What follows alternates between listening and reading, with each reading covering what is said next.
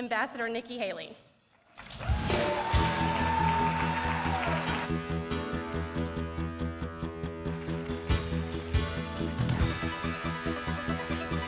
Thank you so much, everybody.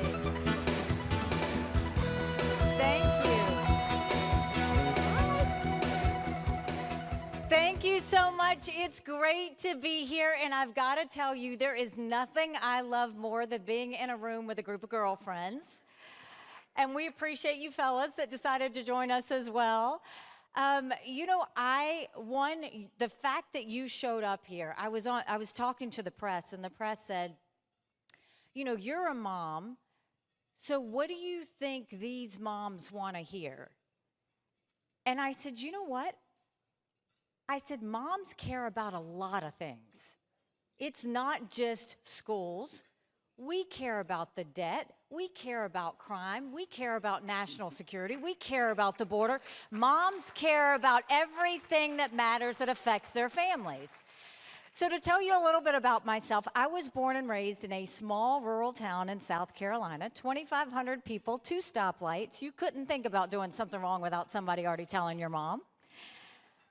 We were the only Indian family in that small southern town. We weren't white enough to be white.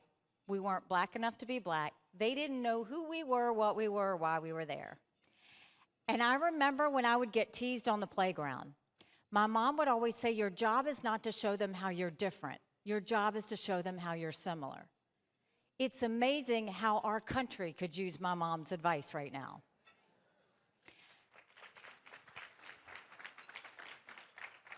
And even though they didn't know why we were there, my parents knew why we were there, because there was never a day they didn't remind me, my brothers, and my sister how blessed we were to live in America. My mom started a business out of the living room of our home. 30 plus years later, it was a very successful company. I started doing the books for the business when I was 13. It wasn't until I got to college that I realized that was child labor. I went on to Clemson, go Tigers, and got a degree in accounting. I'm an accountant, not a lawyer. And met my husband my very first weekend there. We dated for 7 years. We've been married for 26. We have 2 children.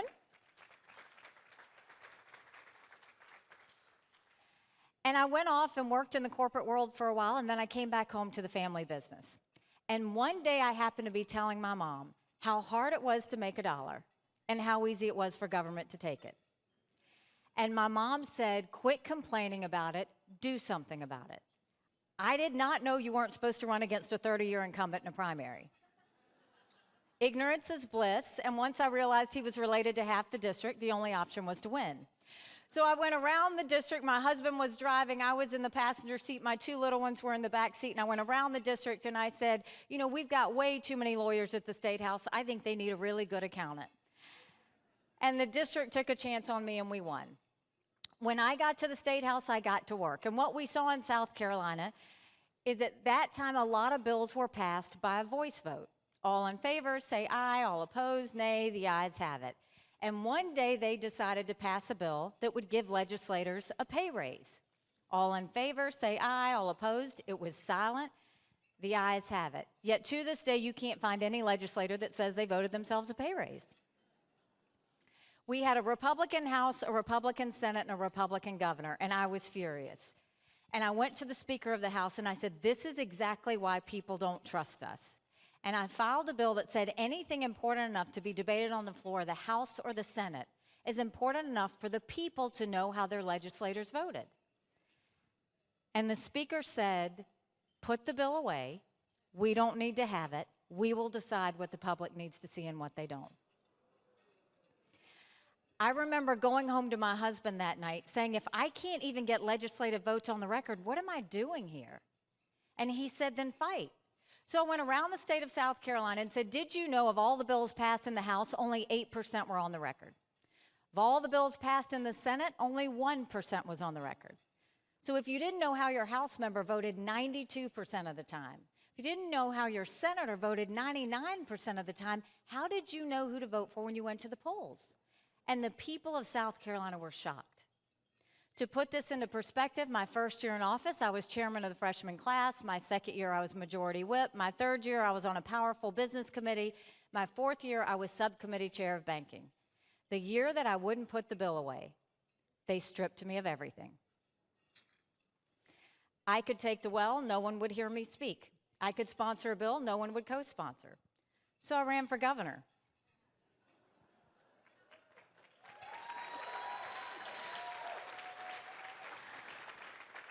And I'm proud to say that now one of the first bills that I signed into law when I became governor is now in South Carolina. Everything debated on the floor of the House or the Senate requires a legislative vote on the record, and we took it a step further, and we did it on every section of the budget as well. And I love music, so on the day of the bill signing, I blasted throughout the State House, Pat Benatar's Hit Me With Your Best Shot. When I became governor, South Carolina was hurting. People were down on South Carolina. We were the butt of the jokes. All of our jobs had gone to the textile industry, and we had some serious work to do. By the time I left, we were building planes with Boeing. We were building more BMWs than any place in the world. We brought in Mercedes-Benz. We brought in Volvo, 5 international tire companies, and they were calling us the beast of the Southeast, which I loved. We took the unemployment rate from 11% down to 4%. We moved 35,000 people from welfare to work. We put reforms in our correction system, and we now have the lowest recidivism rate in the country.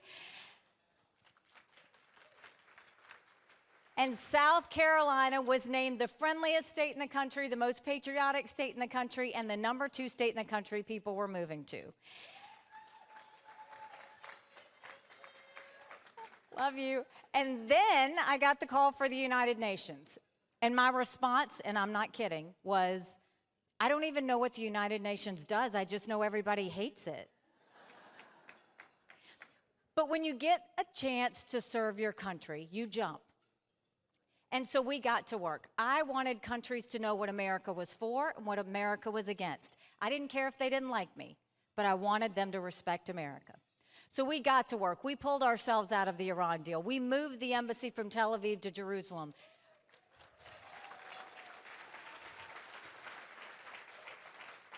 We passed the largest set of sanctions against a country in a generation with North Korea.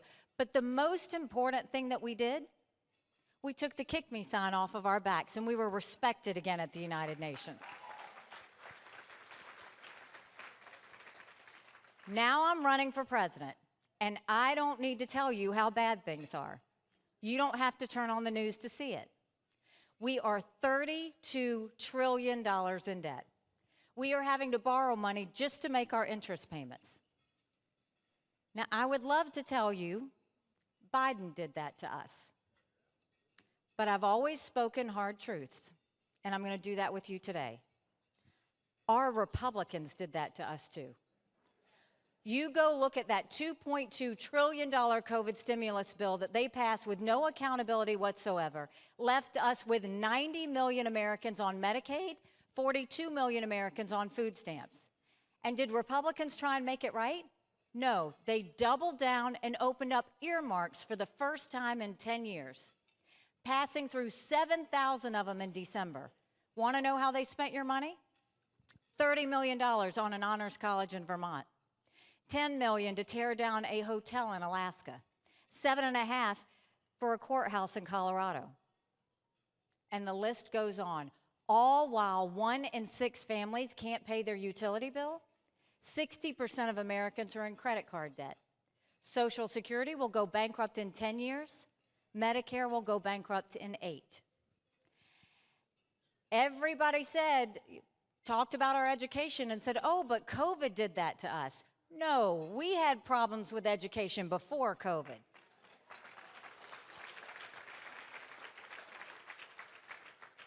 Pre-COVID, 67% of 8th graders in our country were not proficient in reading or math. Think about that. Just came out a few weeks ago that over 80% of 8th graders are not proficient in history or civics. This week it comes out that 13-year-olds on reading and math is the lowest it's been in decades. Yet we still have so many kids going through critical race theory, which if a little girl goes into kindergarten, if she's white, you're telling her she's bad. If she's brown or black, you're telling her she's never going to be good enough and she's always going to be a victim. You've got biological boys playing in girls' sports. This is one of the biggest women's issues of our time.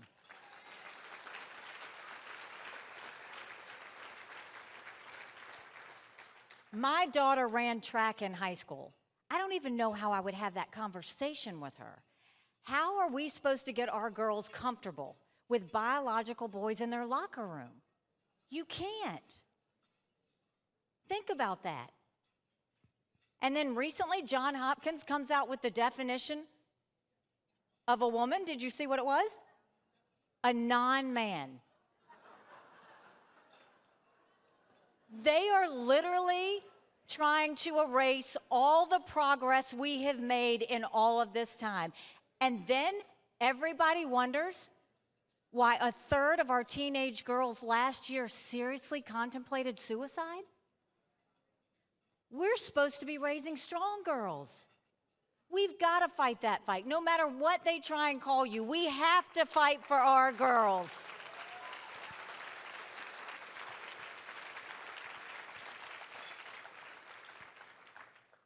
And can I just say, God bless the Supreme Court.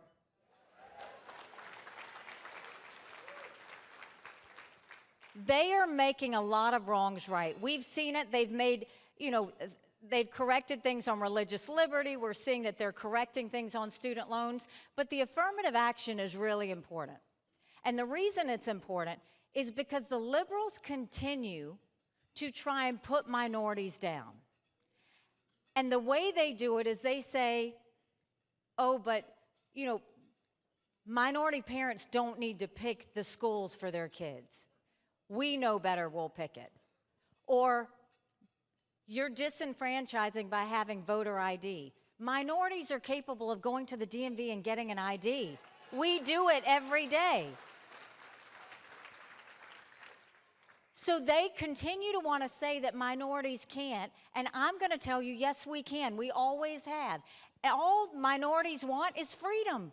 Freedom to do and be anything we want to be.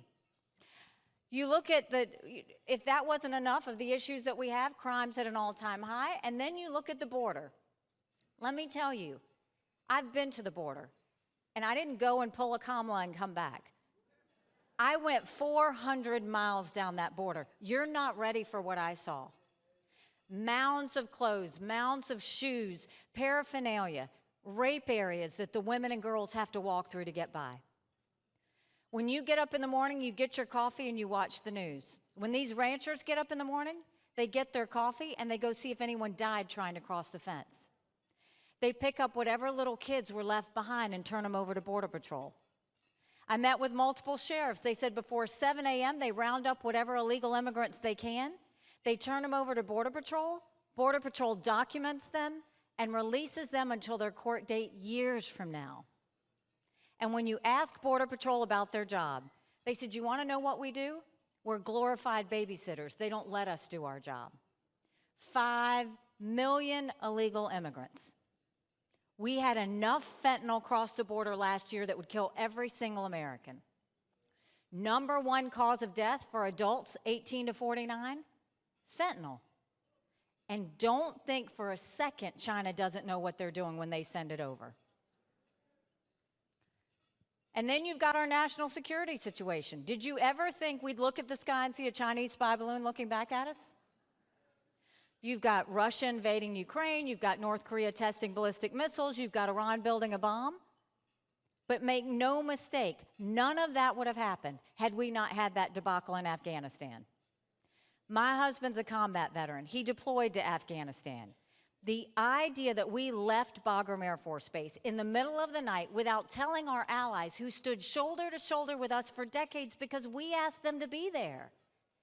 Think about what that told our friends.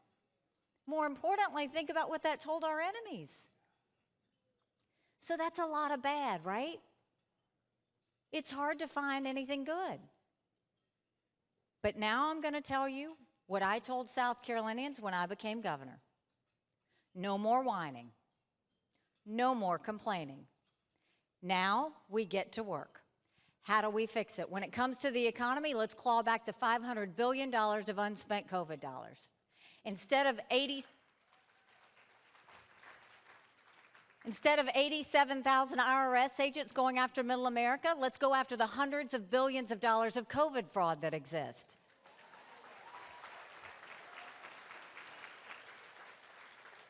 If 8% of our budget is interest, quit borrowing. Cut up the credit cards. You have to balance a budget every day. I had to balance a budget as governor. Why is Congress the only group that refuses to balance a budget? We will stop the spending, we will stop the borrowing, we will stop the earmarks, and I will veto any spending bill that doesn't take us back to pre-COVID levels. We will get our financial wallets in shape. When it comes to education, what we knew in South Carolina was if a child couldn't read by 3rd grade, they were 4 times less likely to graduate high school. So we started holding them back. We did reading remediation programs. We brought in their parents. We did summer programs. We started setting our kids up for success. We need to do that across the country. And let me tell you something. We need to make sure we have full transparency in the classroom. We have one job. As moms, we have one job. And that's to make sure that we give our kids the best education, the best opportunities, and freedom to do and be anything they want to be without anyone getting in the way. There is no reason school bureaucrats should hide what they teach, what they say, or what they know from us when it comes to our kids.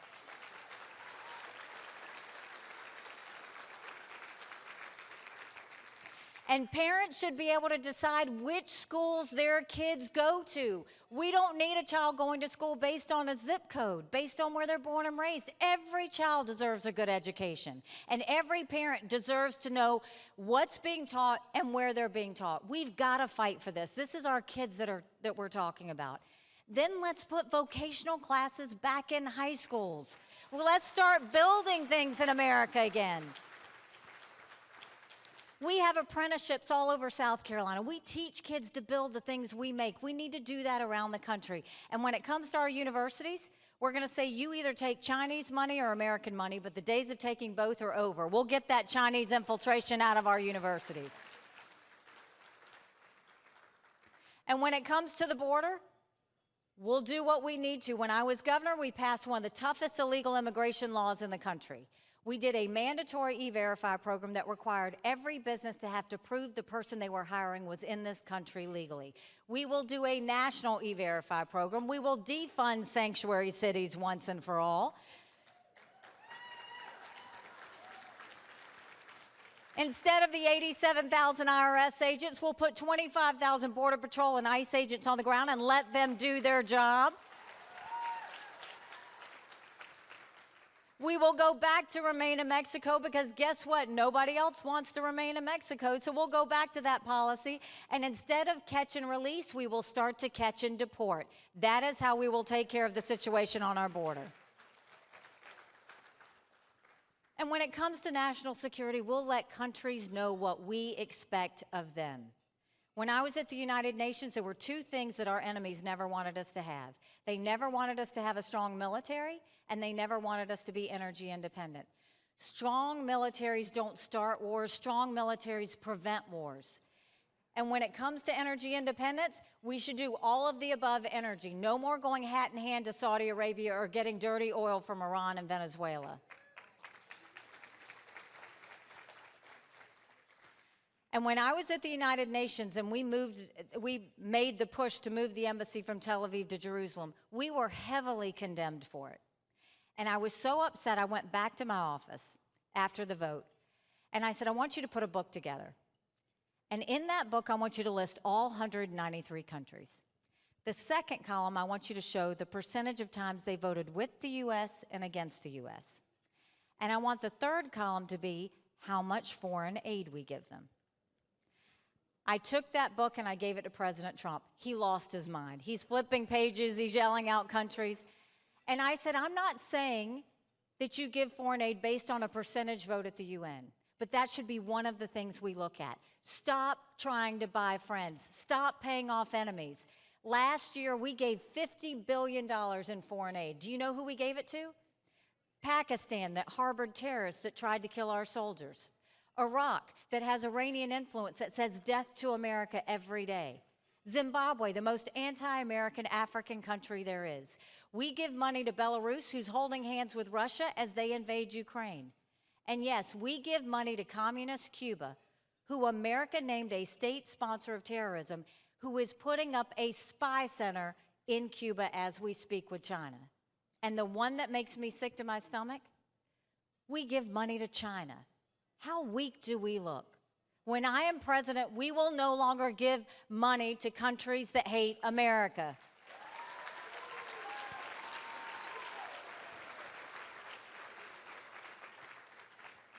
So we have the solutions. We know what we need to do to bring freedom back to our country, to go and get our country back on track. But the one thing that bothers me the most is this national self-loathing that has taken over our country. The idea that they say America is rotten or racist. I was elected the first female minority governor in history. America's not racist, we're blessed.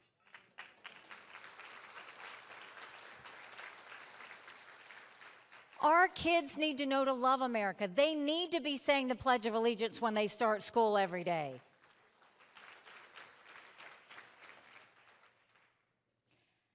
Last week, I dropped my husband off at 4 a.m. for another year-long deployment. And I watched him and 230 soldiers pick up 2 duffel bags to load a bus to go to a country they had never been, all in the name of protecting our freedoms.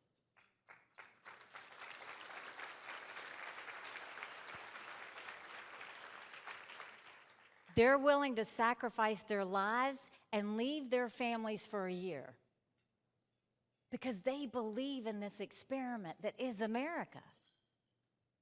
They don't care about all of this chaos and craziness and drama that we have going on in our country. They just care about defending the country they love so much. And so if they will do that for us, don't we need to fight for them here? Don't we need to fight for our freedoms the way they're fighting for our freedoms there?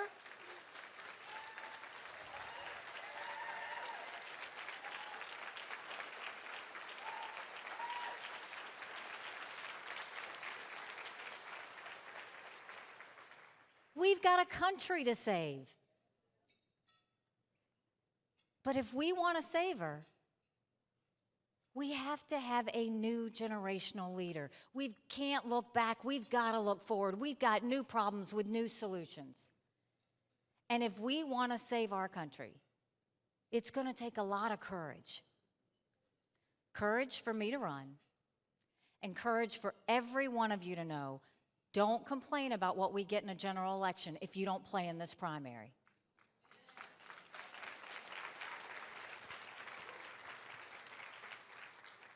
And personally, I think to save the country, we need to send a badass Republican woman to this White House.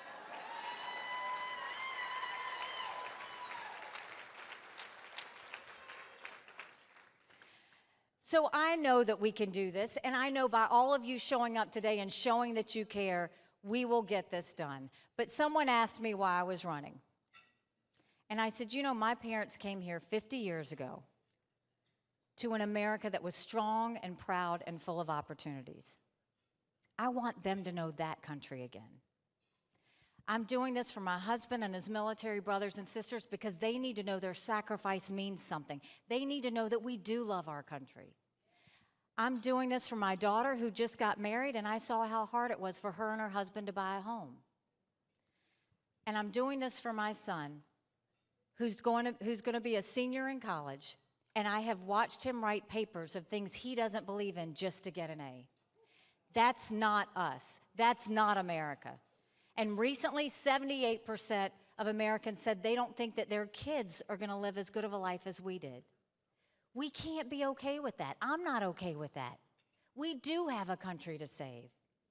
But if you will join me I promise you, if you join me in this fight, our best days are to come. God bless you, Moms for Liberty. Keep up the great fight. We love you. Thank you so much.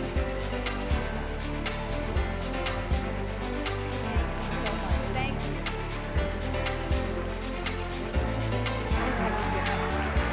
Yeah, my mic's on this side. Thank you. Well, that was great. Thank you. And we'll sit at the kitchen table and have a conversation, right? Absolutely. Two moms. So tell me moms. about your family. I don't know a lot about your family, and so tell us about your kids. You talked about your husband a little bit. Thank you for his service. So my husband's deployed. It's interesting because, last time he deployed, he left me as a single mom governor with 2 small kids. And now this time he deploys and I'm running for president. I don't get it. I don't get it. No, we're so proud of him. We have 2 children. Our daughter is 25. She just got married. She's a nurse at the Children's Hospital in upstate South Carolina. And our son is going to be a senior in college. Okay. And so we're blessed. I take care of my parents. They're 87 and 89. They live with us as well. So we've got a lot going on. So your mom sounds like a pretty remarkable person. Tell us a little bit about what her influence in your life has been like for you. My parents are extraordinary. They left wealthy lives in India and came here with $8 in their pocket because they knew that this was a place where they could raise a family that would really have every opportunity in life. My mom was actually a lawyer in India, and she was picked to be one of the first female judges to sit on the bench. Wow. But because of how challenging the times were, she was never able to do it. So think about how amazed she was to see me become the first minority female governor in the country, or to see me become ambassador, or to even see me running for president. That's why this country is so amazing. I'm not special. This country is special. That's what people need to understand is we are blessed, and my family is proof of that. And I tell everybody, instead of telling our kids they can't, we need to tell our kids, if you work hard, there's nothing you can't do in this country. So a lot of our moms here have teenagers. Your kids are a little bit older now, but they were teens when you were in the spotlight a lot. And you take a lot of flack, right, when you're in the spotlight. How did your kids handle that, and how did you help them to kind of navigate through reading sometimes some not so nice things about their mom? When I ran for governor the first time, it was politics in South Carolina is a blood sport, so it was really a messy one. Right. And they were in school, so they heard a lot, but they've always known we're a family of service. I think with their dad being in the military, with me being in office, they know. I mean, my son, for the longest time, if somebody said something bad about me on social media, he would go fight back, and I'd be like, put your phone away, because and I would say, if it doesn't hurt me, it shouldn't hurt you. Right. But I think it's harder on families than it is on anything else, because they see it, they hear it, they read about it, and politics is so nasty these days. Right. But it's part of the sacrifice you do, because you know that if you've got a country to save, you got to be willing to go through the pain and the sacrifice to do it. Yeah, I agree with you. And so we had Ally Beth Stuckey speak at our summit last year. And she said, politics matter because policies matter because people matter. But I think for a long time in America, women have kind of been shamed out of politics a little bit. You don't want to talk about that, right? We don't talk about those things at the playground or you don't talk about those things in the school parking lot, right? And so now we're coming to a place where so many women are finding their voice and recognizing this government does not work well without us. So advice to our moms who are rising up as leaders in their community, sometimes running for office or supporting their friends running for office. Don't ever underestimate the power of your voice. It's incredible. We have one life. God has blessed us with one life. Make it mean something. And when I ran for governor, South Carolina was the lowest in the country on female elected officials. Not because it's harder on women, but because women didn't run. Right. And so what I will tell you is it tough? Yes. Is it worth it? Absolutely. It's about our families. That's the reason I'm doing this. I want our kids to live in a strong and proud America. I don't want them to go through the chaos that we're seeing now. So instead of complaining about it, I'm doing something about it.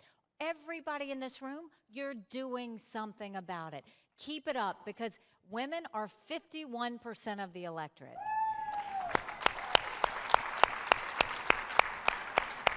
I have always been a fan of women. We have an amazing ability to balance. We have an amazing ability to prioritize. We actually don't have near the drama that the guys have. And we are results-oriented.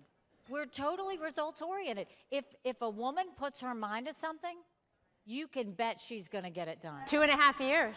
Check it out, right? Moms find solutions. There's never a situation that you have with your child where you're like, oh, well, that's going to be too hard to navigate. I'm just going to let that go. That's not how we operate, right? Moms are problem solvers. It's problem solvers. We don't sit there and complain about it. We don't have time. It's like fix it, fix it, fix it. And look, I mean, I think that's what makes us great. And I think right now, we're used to fixing things for our kids, or fixing something in the finances, or fixing, an issue at home. Now we've got to fix our bigger home. We've got to fix our country. And we can do this. I have no doubt that America has an amazing ability to self-correct. What we have to have is everybody has to commit to not sit on the sidelines, but do something about it. Because we can save our country. I believe in it. I have faith in that. But it requires every single person to say, yes, I am going to be a part of the solution. So let's talk about a problem for a second, if we could. Let's talk about the United Nations for a moment. I came across a guide from the NEA that was tied to the United Nations 2030 Sustainable Development Goals. 17 goals that are radically transforming not just America, but the entire world at the same time.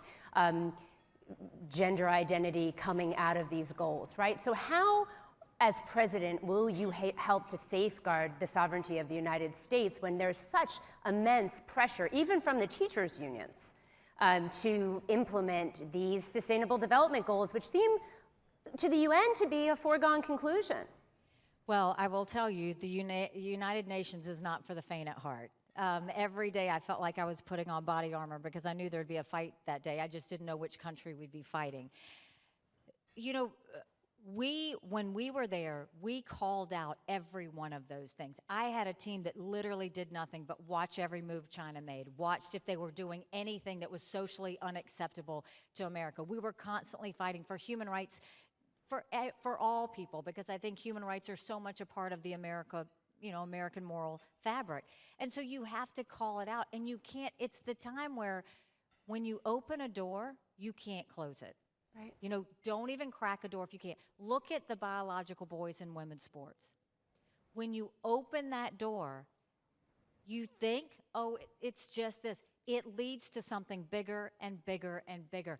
That's why there's no time to be lazy. You can't be lazy on the things that matter. We have to always fight those fights. That's why I've fought for voter ID. That's why I've fought to make sure that parents could have the schools that their children could go to, and we could do charter schools. That's why we continue to fight for boys and girls sports. That's why we talk about the fact that we have to raise strong girls. We have to keep these at the top of mind for everyone, because if we don't, they will continue to erase these things that make our country great. So you're running as a Republican, but a lot of the issues that we've discussed so far today aren't partisan issues, or certainly shouldn't be partisan issues. So a message to voters that are listening to you right now, Democrats, independents, what is it that you want them to know? How do we get back to these being human issues and not political issues that are used to divide Americans? We have to get back to our national purpose and the values that make us great. I saw the protesters outside. Right. And I appreciate that, because that's what my husband and every military man and woman fight for, is the freedom of speech to be able to do that. The freedom of speech for you to be in this room.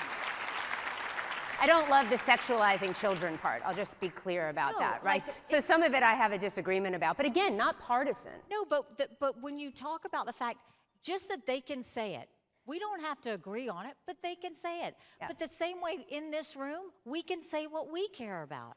And the thing is, stop demonizing people because they have a different opinion.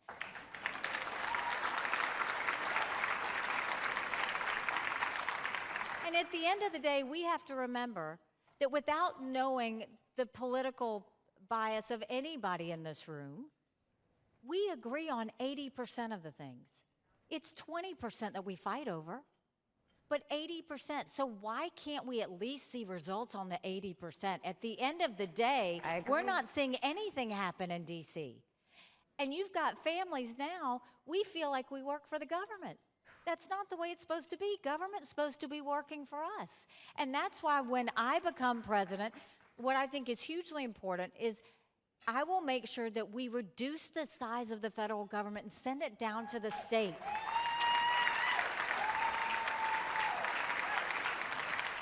I will meet with governors not once a year like every president. We'll meet with them every quarter, and we will give them the ability to do things on the state level, whether it's healthcare, whether it's education, whether it's benefits, all of those things, because one, that reduces the size of the federal government, and it empowers people on the ground. We've got to get back to that. That's the part that I know we can do. We've got the solutions. It just means you got to get to work and get it done. And that's what our moms are doing at the local level every day. So we're so incredibly thankful for you to come to speak to us today. Nikki, thank you very much for your time and for joining us for lunch. You know, when they mentioned that this was a terrorist organization. This is the face of domestic terrorism, apparently. And I said, well, then count me as a mom for liberty, because that's what I would do then. So thank you very much for knowing the power of your voice. Thank you for being a part of the solution. We will fix this country. Go to NikkiHaley.com. If you like what I have to say, go tell 10 people. If you don't like what I have to say, shh. Just don't say anything. God bless you. We appreciate you. Thank you so much.